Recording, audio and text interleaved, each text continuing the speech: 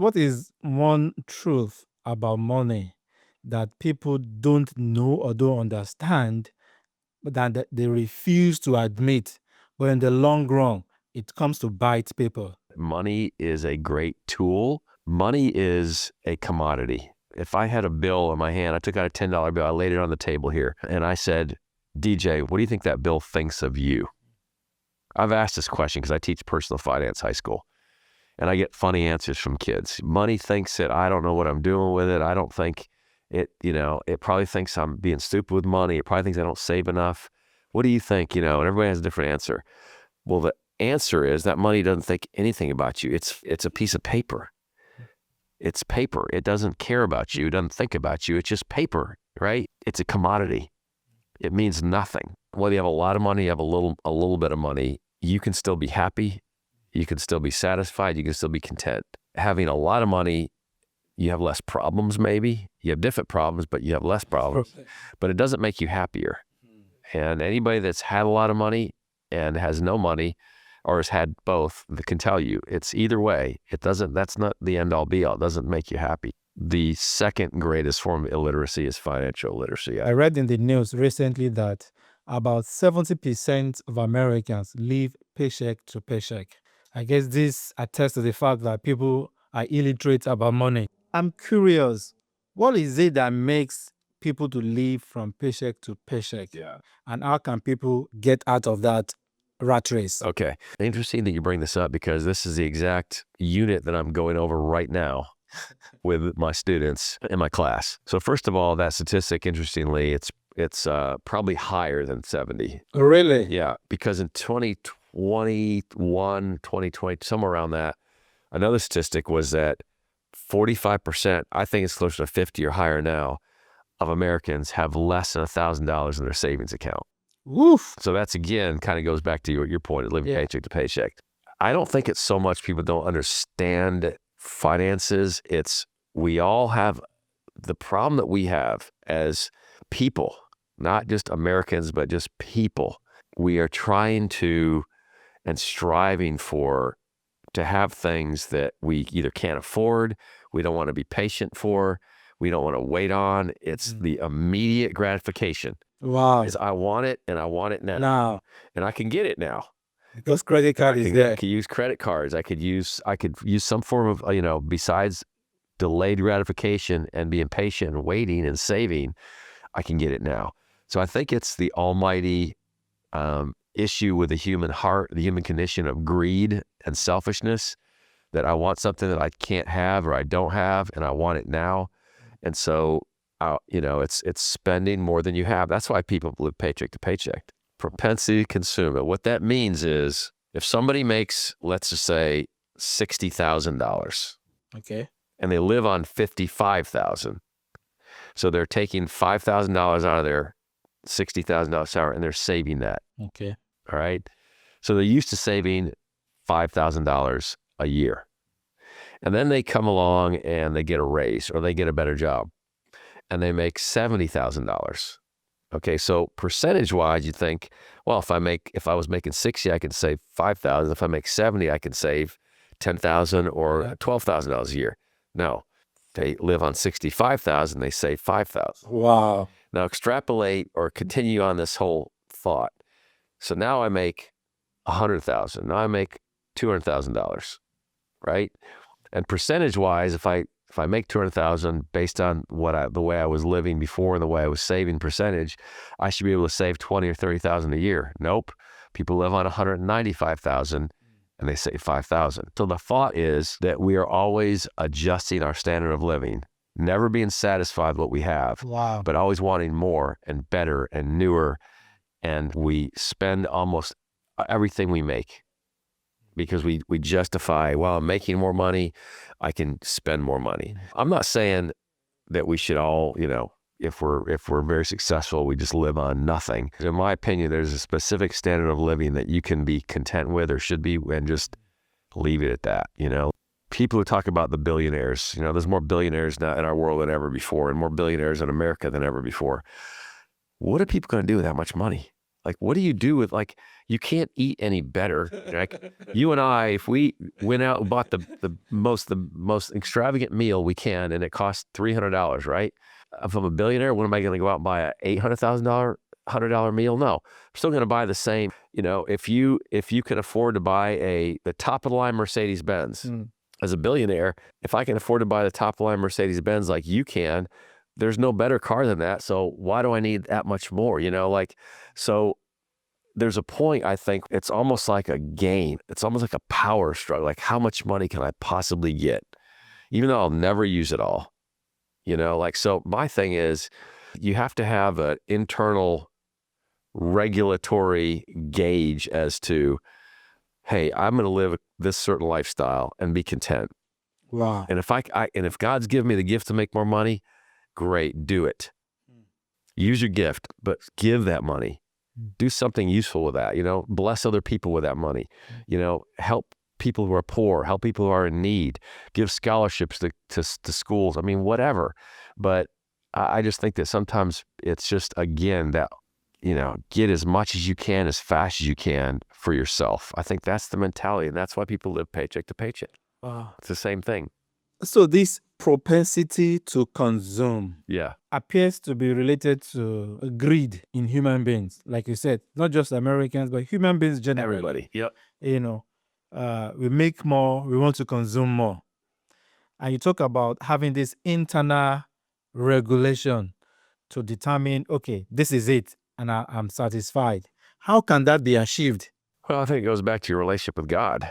I think it's your relationship to Jesus. I mean, there's a story in the Bible, and I believe it's either Matthew 5 or Matthew 7, where Jesus is by a well, and a woman comes up to him at the well and says, they have an interaction, and the woman asks Jesus for a drink, and Jesus says, "Why are you asking me for a drink? You know, there's a well right here." And the woman says, "I don't have anything to draw the water out with." And so Jesus says, "Here, I'll help you." But he says, "Oh, by the way, everybody who drinks this water will be thirsty again." What he means by that is, you can drink from this well, this physical water, all you want. It's never going to ultimately satisfy you.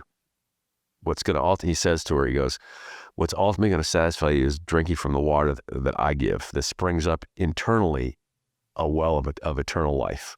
When you start getting money, when you start making money and you start buying things, I can speak for myself. Okay. Whether it be a nicer house, fancy cars, better food, nicer clothes, nicer vacations, all these things, right? Yeah, they're fun and it's enjoyable, but it doesn't ultimately satisfy you. Really? Yeah. It just leaves you wanting more. Wow. It doesn't fulfill you. There's a famous actor, Jim Carrey, and everybody knows him. He spoke at a university one time. He said, you know, when people who have a lot of money, and he used himself, and he goes, "Yeah, there's no secret. I'm a multimillionaire. I'm very wealthy.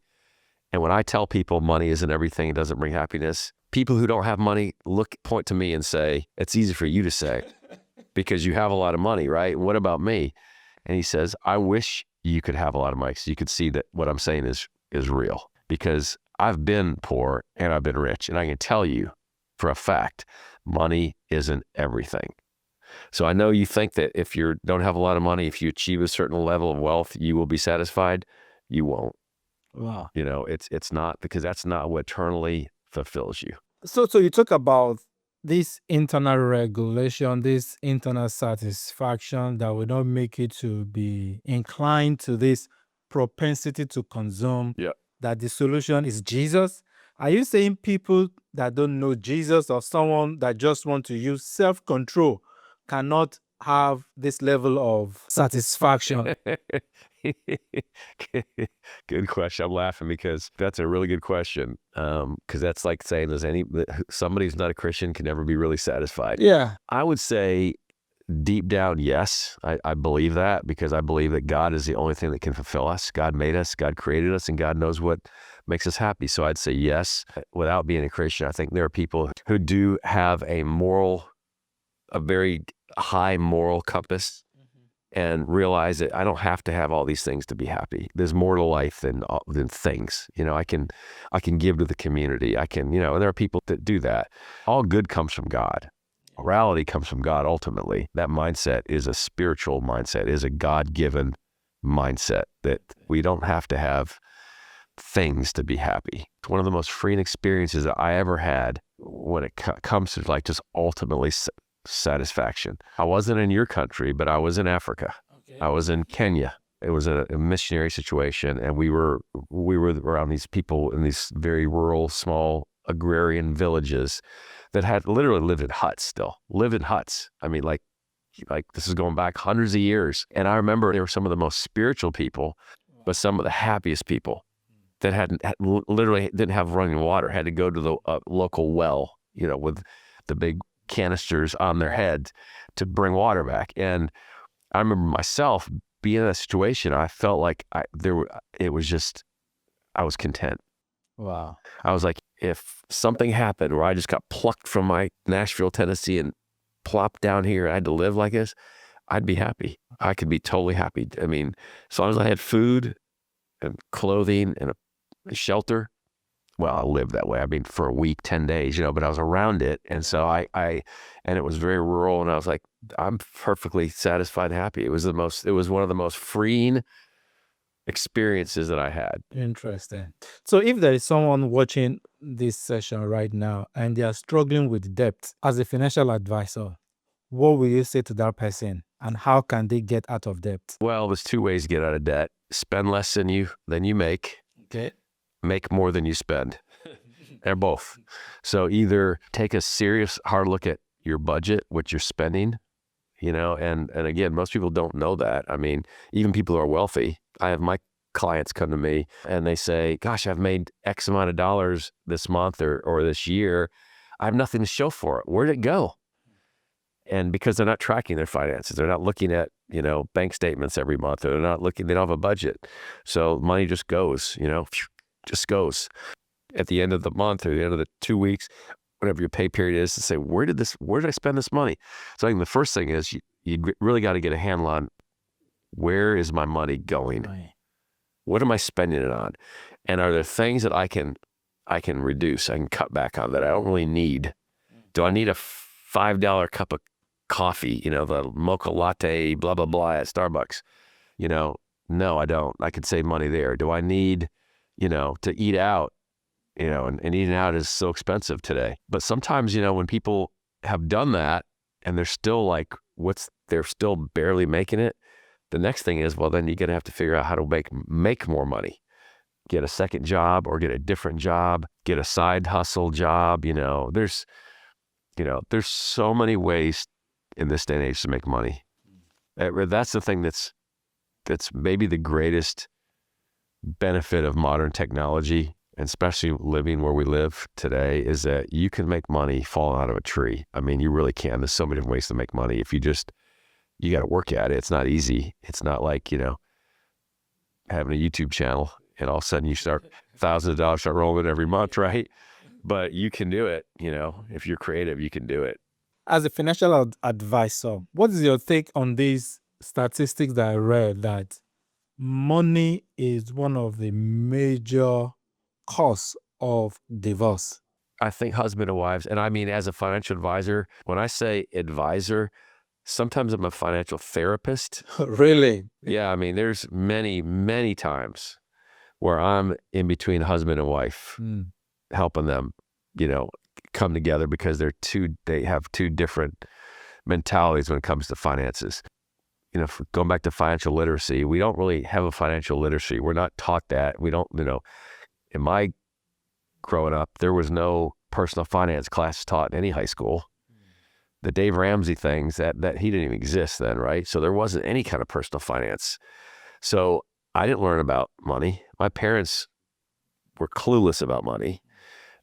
Their parents were clueless. I mean, nobody in my family line knew anything about money, knew how to manage money, knew anything about it. My wife did a little bit from her family, but I think when we got together, having some very honest, open, basic conversations about money. What's appropriate amount of money to spend on hair? When your wife wants to spend $400 on hair and you go to Great Clips to spend $20, we're gonna have a problem.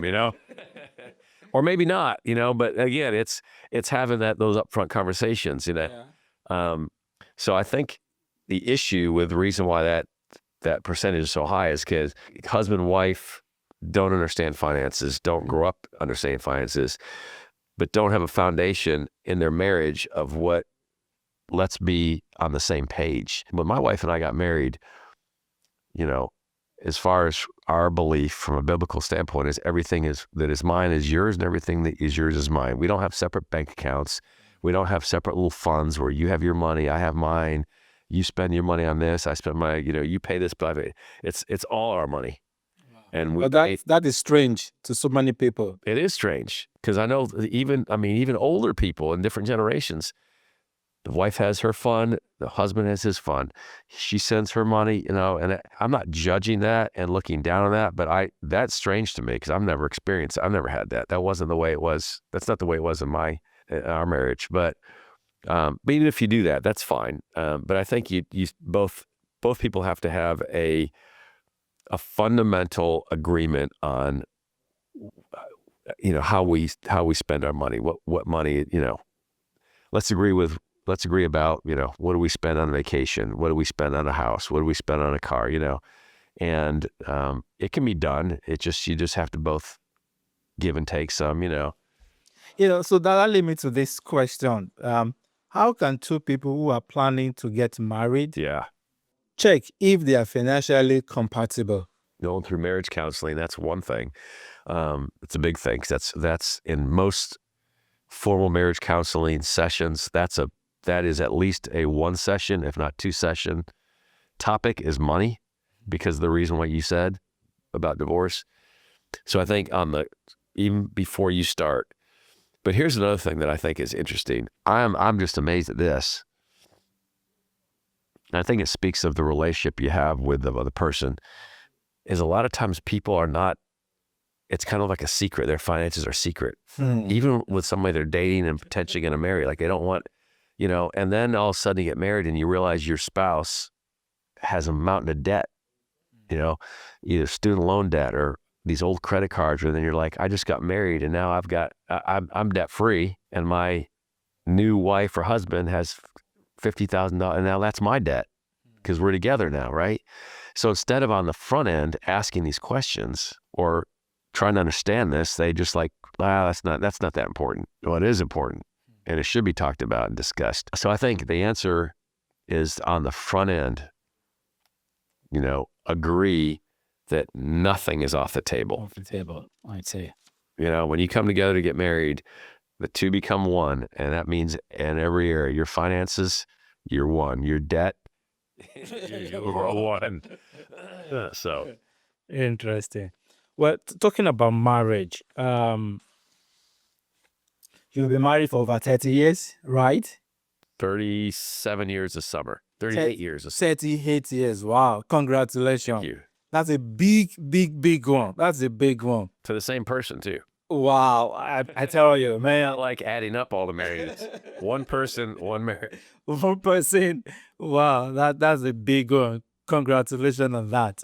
What will you say is the secret to that 37 years of marriage? I don't think it's a secret. I think going back to your foundation and who you are as a person, our foundation, my wife and I's foundation, was Christianity, was being a Christian and following God and loving God more than we love anything, and loving Jesus and following him more than we love anybody. That's your foundation. Is my standard is God's word and a biblical perspective of marriage and relationships. Wow. That's my standard. My standard is not how I feel. My standard is not what the world thinks. My standard is not what, society tells me, what the latest and greatest, Wait, Dean, are you saying even when your wife makes you to be angry and bitter, that your feeling is not the standard, but what God's word says? Easier said than done, but I try to live that way. I try to live by that. Wow. Yes. Here's a thought, okay? As two Christians, when we came together and our foundation was God and Christianity, when we got married, there was never in our minds never going to be a back door. Really? There's never going to be an escape clause, which a lot of people have today. It's called divorce. I'm going to get married, and if it doesn't work out, it's not a big deal because I can get divorced. And everybody does that, right? More than what's the statistic now? 50, 60%, whatever it is. So it's like, hey, I'll get married and I don't have to, date for a long time, and I don't have to make sure that our foundations are aligned and financed or whatever. Because if it doesn't work out, I can just get divorced and, find somebody else. Well, that was never a condition of us getting married. Like that's not even an option. So when it's not an option, it forces you to have to, you have to work it out, right? So you have to go into it thinking, this is my person that I'm going to be with for the rest of my life. I'm going to be who God wants me to be, and if we fight over something, it's not about what I think is right. It's okay. I have my opinion, and I have my emotion, and it gets in the way, but in the end, okay, what's God's way? What does God want me to do? What kind of husband does God want me to be, or leader God want me to be? And so if I'm like, okay, forget me, what does God want? And that's what I'm committed to being. And that's worked out for us. Interesting. So can you share an incident in your 37 years of marriage where you choose not to respond to your feeling, Yeah. but you choose to respond to God's instructions, and that transformed you? Right. Oh, that's a great question. Great follow-up question.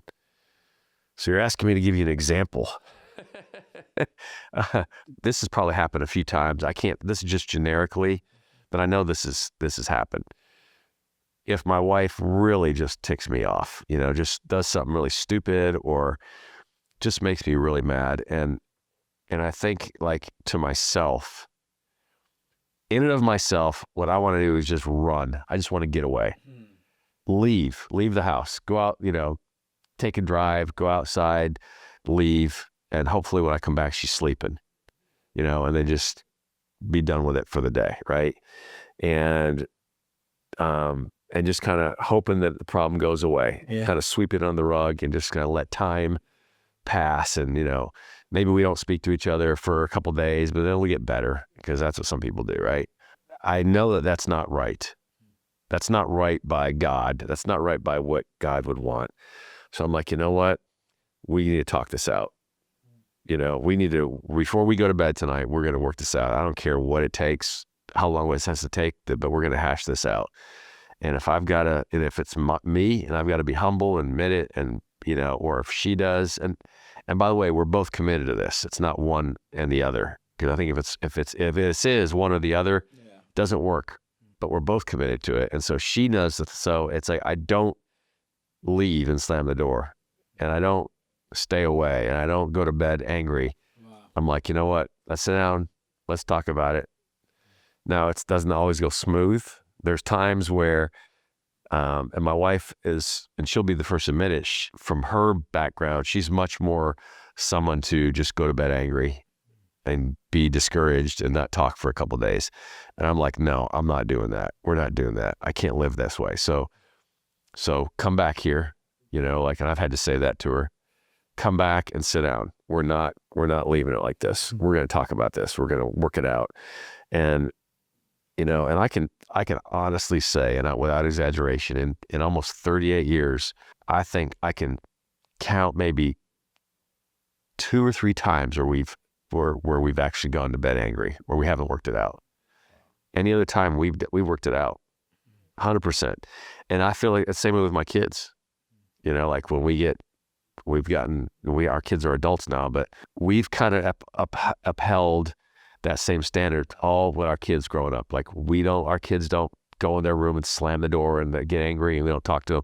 Like, that's not an option. We're going to work it out as a family. I don't care if all of us have to be together at the same time, or I'm going to, there's no locks on your door. You're not locking your door. I'm going to go in and we're going to talk. Even as my kids are adults today, and I've got a son and a daughter, and they get upset at each other. I'm like, you better work it out. Wow. You're not going to be mad at your brother, or you're not going to be mad at your sister and not talk to each other for a couple of days. No, you're going to work it out, And if I've got to step in and be the mediator, but you're not going to do this, that's just that's the way we're going to handle stuff, and that's the way it's been. So there's no alternative. It has to be resolved. Right. Yeah, there is no alternative.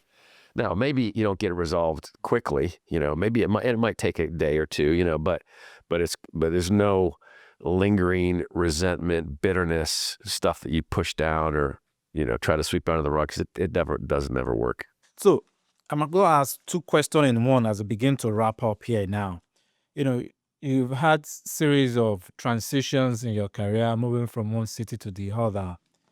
At what point in your journey did you realize that you have to prioritize your children above career pursuits or above success? And what was responsible for that? And also, how did the different transitions that you have in your career, how has it reshaped or shaped your marriage?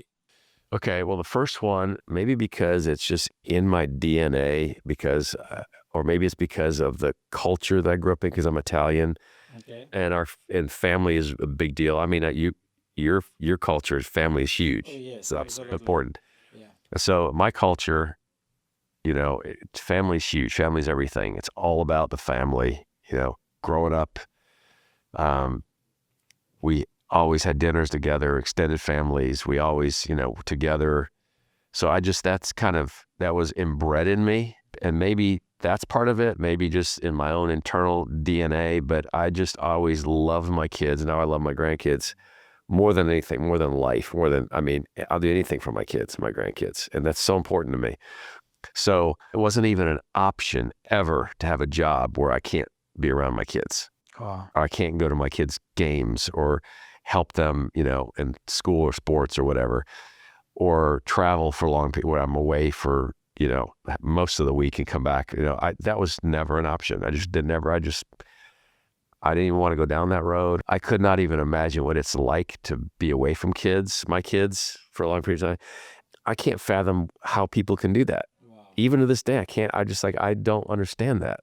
That's not in me, right? And now I've got 4 grandkids, and they all live within a few miles of me. We're all together still, and luckily, fortunately. But if one of my kids moved away with my grandkids, in fact, my daughter, her husband, a couple years ago, thought they were going to have to move to Chattanooga, away from us, right? And they came to us, my son-in-law and my daughter, and they were kind of nervous, and we might be moving to Chattanooga. I'm like, that's fine, you can move, but you're not taking the grandkids.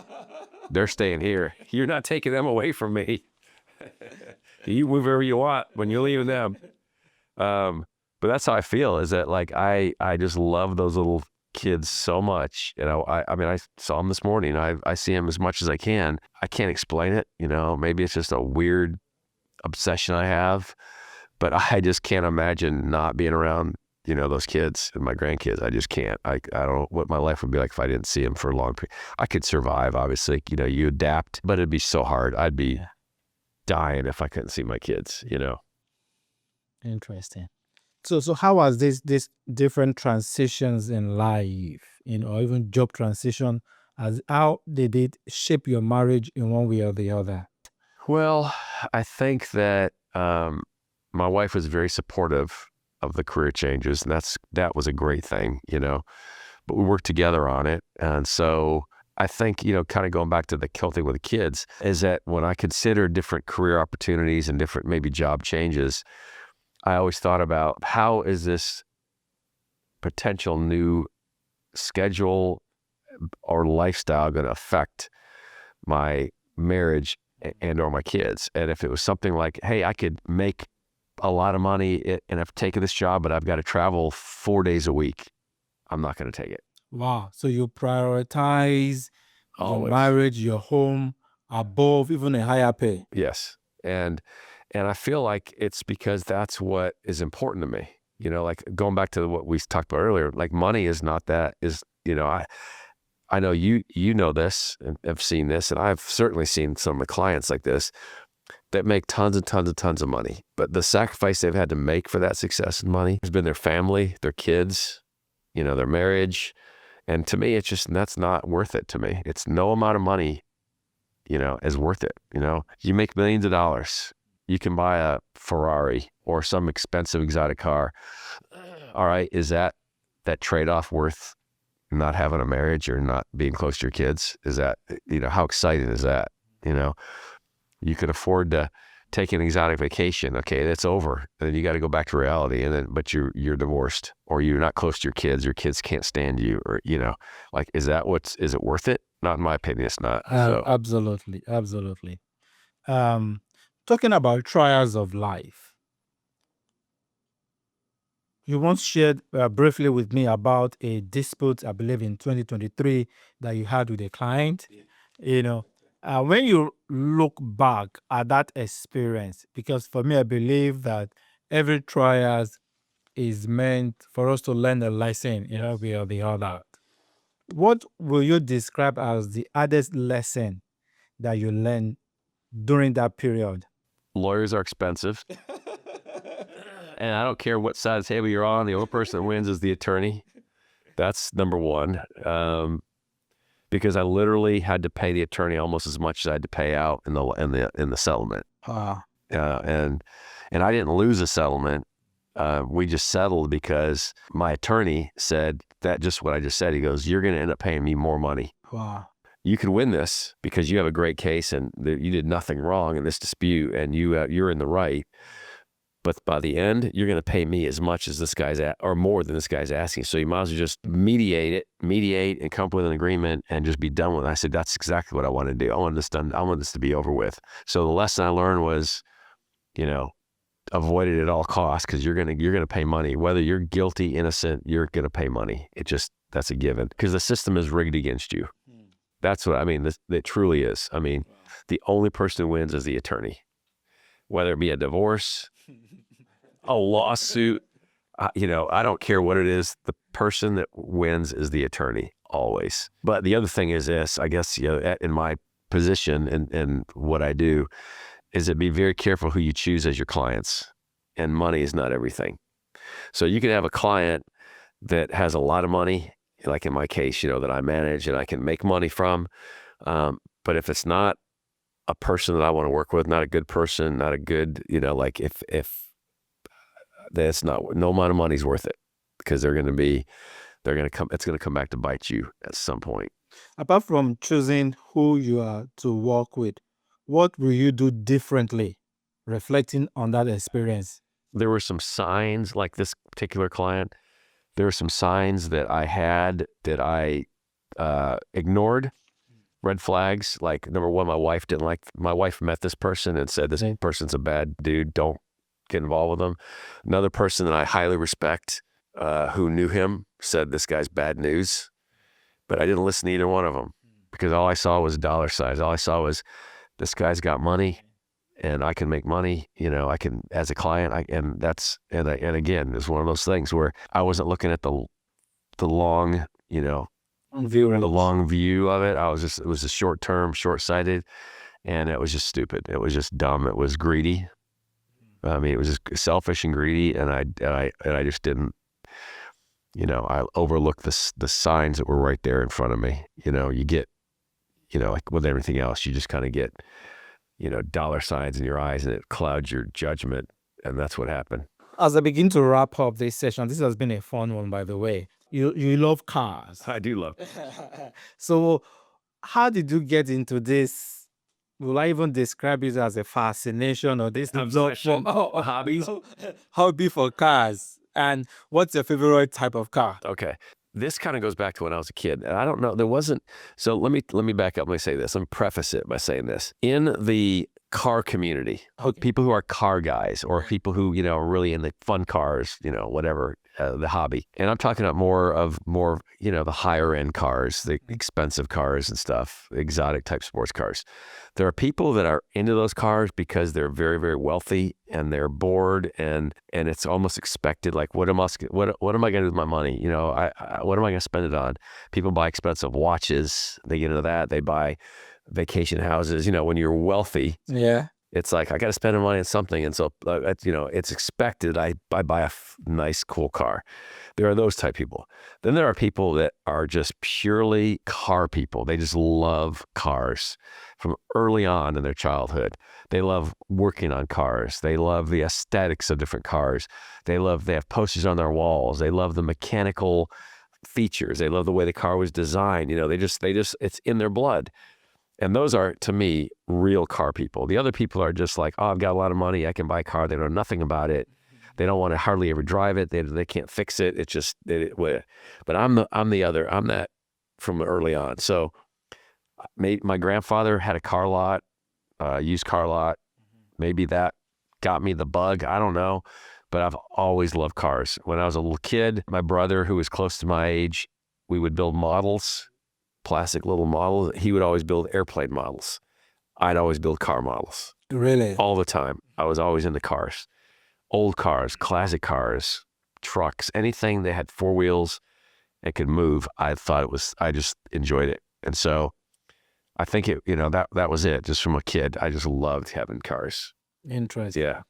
So what's your favorite car? It's a brand, and probably Porsche. Porsche is my favorite brand. And the reason why is because a Porsche is sort of on that fine line of an exotic car and a high-end car, but not too exotic. So like the exotic, I would consider like a Ferrari or a Lamborghini or a Bugatti or a McLaren, cars like that are like kind of super high-end cars. Porsche could compete with any of those cars as far as, in fact, it's probably a better handling car than most of those cars I described. But it's still, you don't have to be super rich to have a car like that. I guess you can consider it sort of an exotic car, but it's not that exotic. You can be above average means and still have a Porsche. The entry level to that car is not hundreds of thousands of dollars like the other cars. I mean, a Ferrari, the cheapest one, is worth anything is probably $80,000, $90,000 and then from up, right? You're not going to buy a $25,000 Ferrari. Definitely. You're just not, if you are, it's a piece of junk. It's great. But you can buy a $25,000 Porsche and drive great and have a lot of fun with it. So I like that. And I just like the history of the brand. I like the look of it. I like the way they drive. I've had all kinds of cars. Personally, the Porsche drives, to me, it drives great. Really? It's not just the way it looks. It drives incredible. It is nothing like it. That the tagline they used was from a Tom Cruise movie, Risky Business. Yeah. But do you remember what he said at the end of his drive? He stole his dad's car, his Porsche. And he said, he looked at his friend and he goes, Porsche, there is no substitute. And that's Porsche's tagline. Porsche, and it's true. They drive great. They're just fun cars to drive, and they're, Interesting. So That's that's amazing. my favorite brand. Well, two last question right there now. When you reflect on your life, how will you want your client and your children to describe what matters most to you and how you live your life? How will you want them to describe you? I would say, I want my kids, and hopefully people that know me well, to say that my relationship with God, my Christianity, that was the thing that drove me. That was my North Star or guiding light, right? Being a Christian and following God. And along with that is my family. I want my kids to know that I made tons of mistakes, as a dad, as a father, did probably a lot of stupid things, said stupid things, but I think, and I believe, and I think they would say that there's no question I love them to death. I would do anything for my kids. There was never, I don't think that every question is that I didn't spend time with them.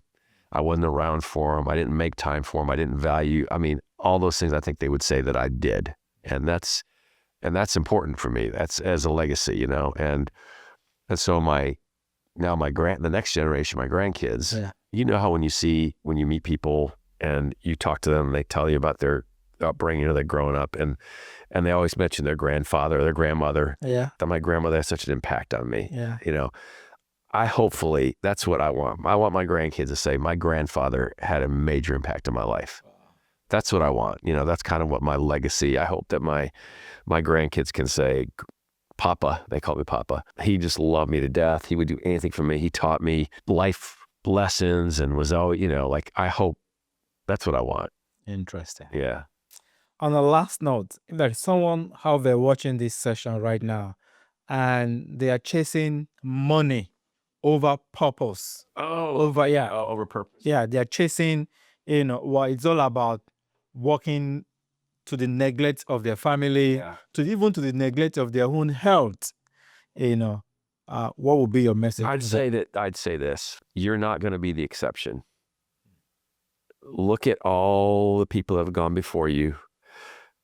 Watch documentaries on famous athletes, movie stars, celebrities that all have the same end story, that when you chase these things, it doesn't ultimately satisfy you. And you're not going to be the exception. You're not going to be the one person that says, oh, but I think I can do both. I think I can do all this. And I think it's, no, you won't. You're not the exception. You're not that special. Nobody is, and you never will be. On that point, yesterday in my class, in my personal finance class, we talked about having a lot of money.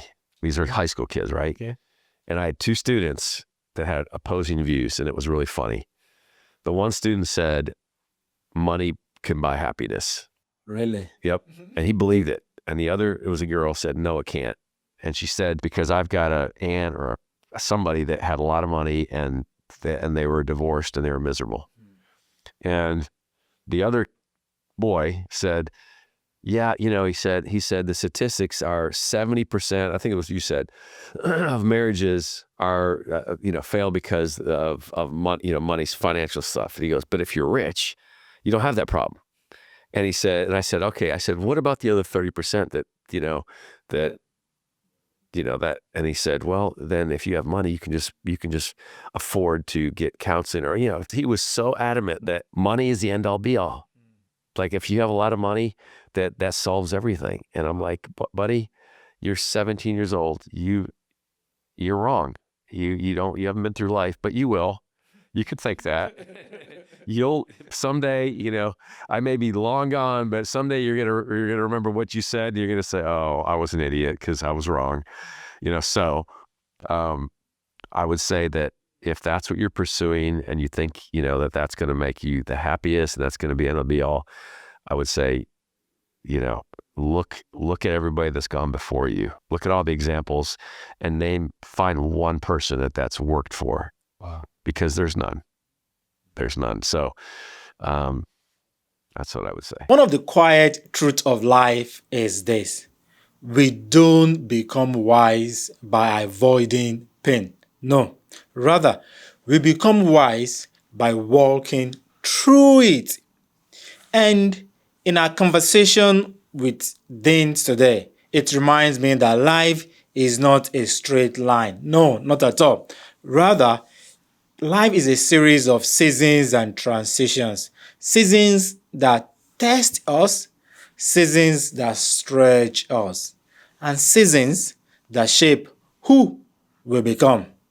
And there it is, Dean's voyage from a full-time ministries to boardrooms, from raising two kids who are now thriving professionals, and to sitting across from clients who are afraid that they will outlive their savings. What stays with me most is how Dean keeps returning to the same simple truth in this conversation, and which is God and family at the center, even when the world pulls hard the other way. Then, thank you so much for opening up and sharing your story with us, the parts that are not always easy to share. For the pauses, the honesty, and the conviction, I really appreciate it. And to everyone listening, if you are in a transition right now, questioning your calling, worrying about what the future holds for you, or just needing a reminder that redemption and redirection can work hand in hand, I hope Dean's stories landed somewhere deep in your heart today? If it did, share this episode with someone who needs to hear a part of the story. Hit the subscribe button. Leave a comment about the moment in this story that hit you the hardest. We read everyone and we reply everyone. Until next time, keep going. The voyage is still unfolding and we'll bring another exciting guest your way. Thank you.